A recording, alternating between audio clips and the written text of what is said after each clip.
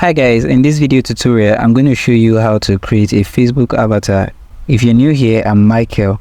To create a Facebook avatar, sign in into your Facebook account and go to the profile you want to create an avatar for. You can do this for both your business page and for your Facebook profile. You can click on your profile at the top right corner of your page and you see all the pages that you manage. If your pages aren't listed, you can click on see all and it will list out all the pages that you have access to.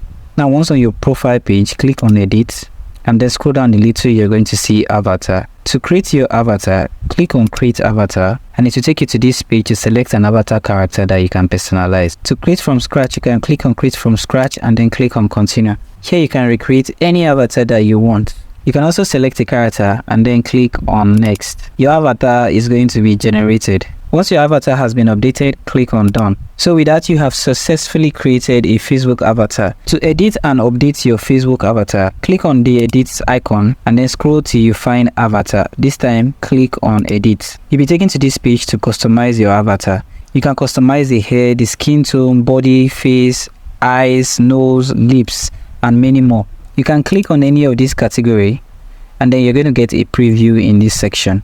Once you're done with your customization, click on done editing and then click on save.